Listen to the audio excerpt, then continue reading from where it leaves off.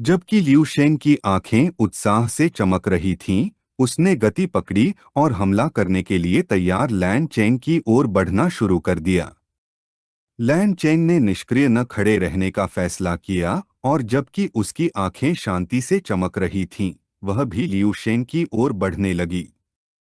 लिू शेंग और लैन चेंग की मुट्ठियां एक दूसरे से टकराईं और उनकी ऊर्जा आपस में टकराने लगी, जिससे ऊर्जा की एक शक्तिशाली लहर पैदा हुई। वे भयंकर मुक्कों के साथ लड़ने लगे, प्रत्येक प्रभाव के साथ धुएं के पर्दे बनाते हुए। यह दो सच्चे मार्शल कलाकारों के बीच की लड़ाई थी, जिनकी युद्ध शक्ति स्तर 10 थी। यहाँ तक कि एक स्तर 9 मार्शल संत भी आधा कदम भी आगे नहीं बढ़ सकता था। कम्बरलैंड और मार्शल संतों की आंखें आश्चर्य से चौड़ी हो गईं, क्योंकि किसी ने पहले कभी ऐसी भयंकर लड़ाई नहीं देखी थी। लैन चेंग और लिू शेंग की मुट्ठियां फिर से टकराईं और प्रभाव ने ऊर्जा की एक लहर पैदा की। ऊर्जा एक विस्फोट में बदल गई, जिसने अपने रास्ते में आने वाली हर चीज को तबाह करना शुरू कर दिया। लिू शेंग उछल पड़ा और उसकी आंखें खुशी से चमकने लगीं।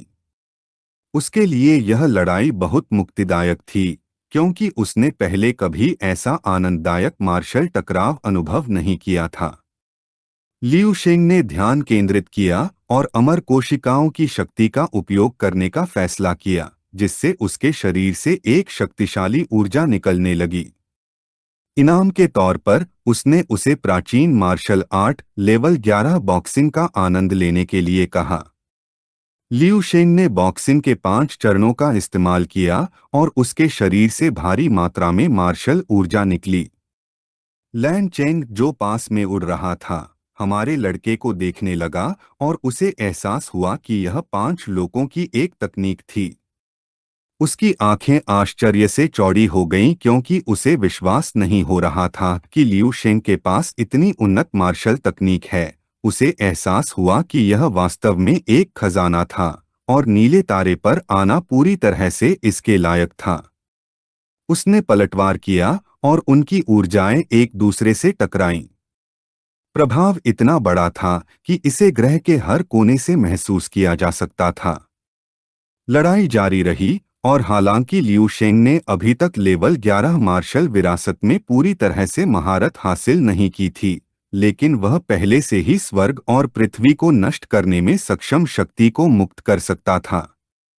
लड़ाई इतनी भयंकर थी कि समुद्र के चारों ओर सैकड़ों किलोमीटर का क्षेत्र एक सच्चे नरक में बदल गया। बिन्हाई के तट पर बर्फ थी, उसका ध्यान युद्ध से निकलने वाली ऊर्जा पर केंद्रित था। उसने अपने हाथों को अपने चेहरे के सामने रखा और सदमे में जाने से खुद को रोक नहीं पाई। उसकी आंखें चिंता से चमकने लगीं, क्योंकि उसे नहीं पता था कि लिू शेंग ठीक होने वाला है या नहीं। दृढ़ निश्चय से भरी निगाहों के साथ उसने मदद करने का फैसला किया, लेकिन इससे पहले कि वह एक कदम उठा पाती, किसी ने उसके कंधे पर हाथ रखा। यह महसूस करते ही उसकी आंखें भ्रम में चौड़ी हो गईं। यह झेंगयू था। वह एक गंभीर भाव के साथ स्नोई को घूरने लगी और पूछा कि क्या वह अपने जीवन को महत्व नहीं देती, यह बताते हुए कि वे मार्शल संत भी उस युद्ध के मैदान में जाने की हिम्मत नहीं करते। स्नोई ने उसे चुपचाप देखना शुरू किया और फिर दृढ़ निश्चय से भरी निगाहों से उसने झेंगयू से कहा कि वह उसे रोकने की कोशिश न करे, क्योंकि वह लिू शेंग के साथ जाना चाहती थी, भले ही इसका मतलब मरना ही क्यों न हो। यह सुनकर झेंगयू ने अपनी आंखें बंद कर लीं और मुस्कुराने से खुद को नहीं रोक पाई। स्नोई का ध्यान उस पर केंद्रित हो गया और वह भ्रमित महसूस करने लगी। एक शांत भाव के साथ झेंगयू ने उल्लेख किया कि अब उसे समझ में आ गया है कि लिू शेंग ने उस पर अपनी नजरें क्यों टिकाई थीं। उसने उसे शांत रहने के लिए कहा, क्योंकि लिू शेंग ठीक होने वाला था, क्योंकि वह आदमी वास्तव में एक समझौते पर पहुंच रहे थे। लिू शेंग की सफलता उसके अनुसार लड़ाई को बाधित करना सबसे अच्छा विकल्प नहीं था। जब लिू शेंग और लैन चेंग के शरीर मार्शल ऊर्जा से घिरे थे, तब उन्होंने एक दूसरे पर फिर से हमला किया। जब स्नोई और झेंगयू बातचीत कर रहे थे, तब कई आदमी आसमान से उतरे और उनमें से एक ने कहा कि वह सही थी। ये लोग कम्बरलैंड और मार्शल संत थे। कम्बरलैंड ने अपनी बाहें अपनी पीठ के पीछे रखीं और एक ईमानदार नज़र से बताया कि लियू शेंग को लॉर्ड गाइड ने पहले ही पहचान लिया है। अब वे यहाँ केवल प्रतीक्षा कर सकते थे। कम्बरलैंड की आंखें गंभीरता से चमकने लगीं जब उसने बताया कि उन्हें ब्लू स्टार के राजा के प्रकट होने का इंतजार करना होगा। यह सुनकर स्नोई ने अपने हाथ अपनी छाती पर रखे और उनकी ओर मुड़ी। उसकी आंखें भ्रम से चमकने लगीं क्योंकि उसे विश्वास नहीं हो रहा था कि लियू शेंग ब्लू स्टार का राजा बनने जा रहा था। लड़ाई में वापस लियू शेंग और लैन चेंग ने खुद को एक दूसरे से दूर कर लिया। जबकि लियू शेंग की आंखें उत्साह से चमक रही थीं, एक मुस्कान के साथ उसने फिर से हमला करने की तैयारी की क्योंकि उसके लिए यह लड़ाई बहुत अच्छी लग रही थी। तभी गाइड अपने पुरुष रूप में लौट आया। उसने अपना हाथ हमारे लड़के के सामने रखा और एक गंभीर भाव के साथ कहा कि रुकना बेहतर है, और हमारे लड़के को चारों ओर देखने के लिए कहा।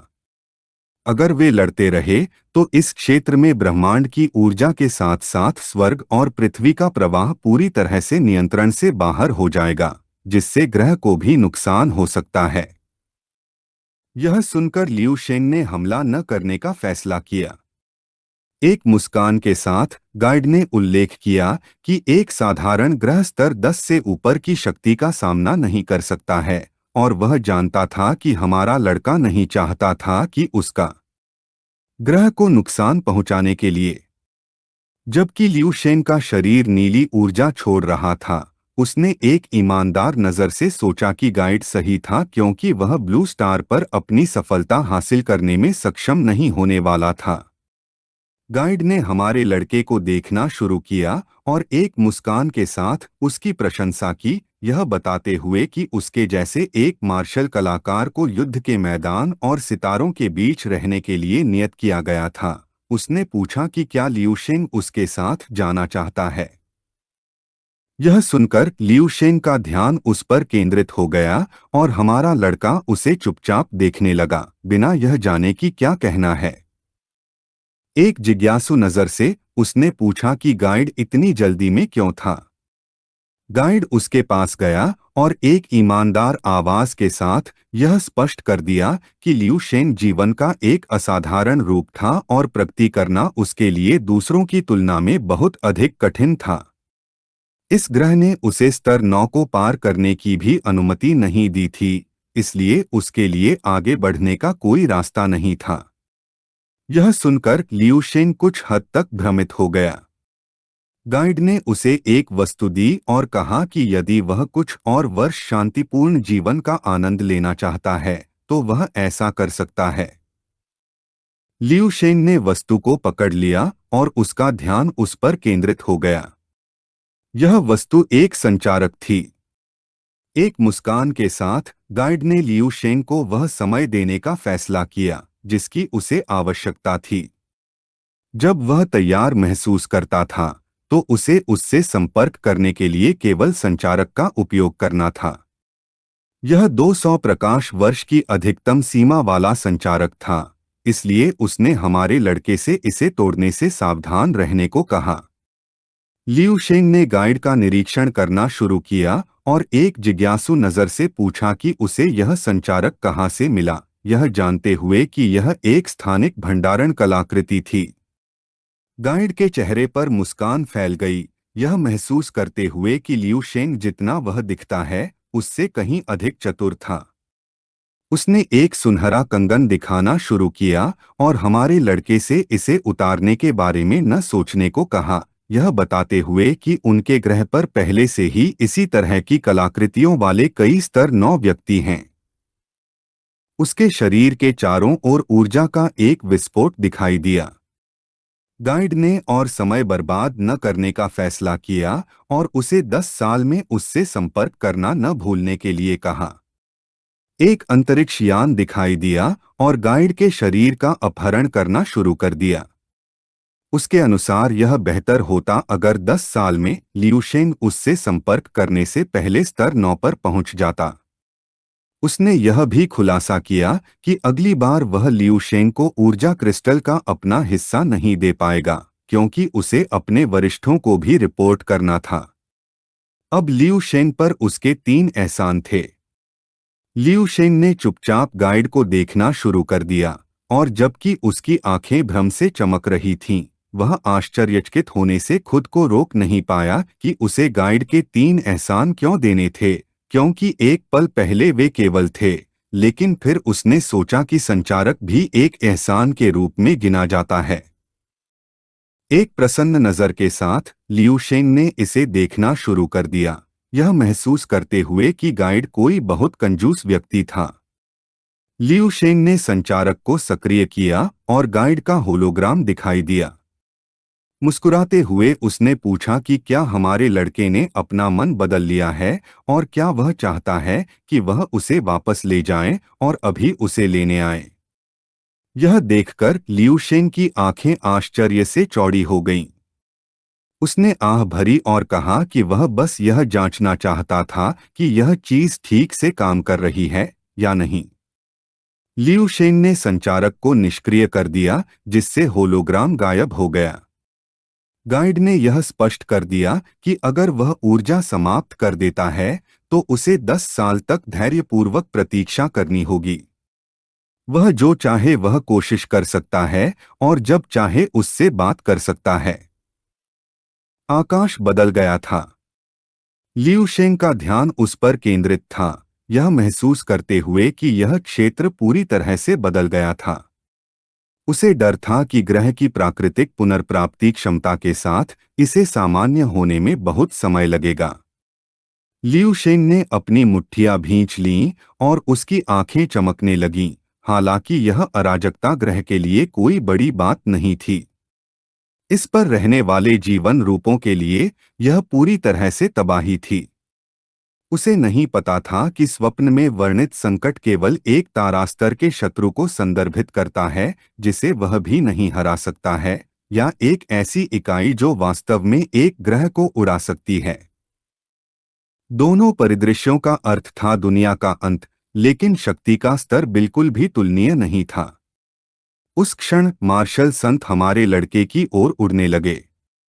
उनकी ऊर्जा को महसूस करने पर लियू शेंग ने पलटकर देखा और महसूस किया कि वे पहले ही आ चुके हैं। कम्बरलैंड और अन्य मार्शल संत प्रकट हुए। स्नोई ने हमारे लड़के को गले लगाया और पूछा कि क्या वह ठीक है। यह सुनकर लियू शेंग मुस्कुराने लगी और कहा कि जैसा कि वह देख सकती थी वह बिल्कुल ठीक था। लियू शेंग ने झेन्यू को देखना शुरू किया और आश्चर्यचकित नजर से उल्लेख किया कि उसने देखा था कि उसने मार्शल संत को कैसे पीछे छोड़ दिया था। झेन्यू ने अपना हाथ अपनी छाती पर रखा, लियू शेंग के सामने अपना सिर नीचे किया और कहा कि उसने केवल वही किया जो उसे करना चाहिए था। लियू शेंग की आंखें शांति से चमक रही थीं। एक मुस्कान के साथ उन्होंने सभी से युद्ध के मैदान को साफ करने में मदद करने के लिए कहा, क्योंकि इस क्षेत्र को जल्द से जल्द सामान्य करने की आवश्यकता थी। यह आदेश सुनकर कम्बरलैंड और अन्य सैन्य गठन में आ गए और अपने सिर हिलाए। कम्बरलैंड की आंखें डर से भर गईं और उसका ध्यान लियू शेंग पर केंद्रित था। उसके पास जाकर ही वह उसे बचा सकता था, और वह महसूस कर पाया कि उसकी शक्ति कितनी भयानक थी। चिंतित नजर से स्नोई ने पूछा कि क्या लियू शेंग उसके साथ वापस नहीं आने वाला था। यह सुनकर लियू शेंग का ध्यान उस पर केंद्रित हो गया, जिससे वह कुछ उलझन में पड़ गया। उसकी आंखें आत्मविश्वास से चमकने लगीं और एक मुस्कान के साथ उसने बताया कि वह अगले स्तर तक पहुंचने से एक कदम दूर था। गाइड के साथ लड़ाई ने उसे एक बड़ा सबक दिया था। उसे सफलता का प्रयास करने के लिए तुरंत एकांत में जाना पड़ा। स्नोई ने अपने हाथों को अपनी छाती पर रखा और एक शांत नजर से उसे वह करने देने का फैसला किया जो वह करना चाहता था, लेकिन उसने उसे खुद का ख्याल रखने के लिए कहा। एक ईमानदार मुस्कान के साथ लियू शेंग ने ऐसा करने का वादा किया। लियू शेंग ने गंभीर नजर से झेन्यू को देखना शुरू किया और बताया कि वह मार्शल संत को पार करने के मामले के बारे में बात करना चाहता था। झेन्यू का ध्यान उस पर केंद्रित था और वह कुछ हद तक आश्चर्यचकित महसूस करने से खुद को रोक नहीं पाई। लियू शेंग की आंखें चमक रही थीं। उसने कहा कि उसे उससे कुछ करने के लिए कहना था। इस वीडियो का अंत है। अगर आप लोग अगला भाग देखना चाहते हैं तो हमारे चैनल को सब्सक्राइब करें, वीडियो को शेयर करें और लाइक करें।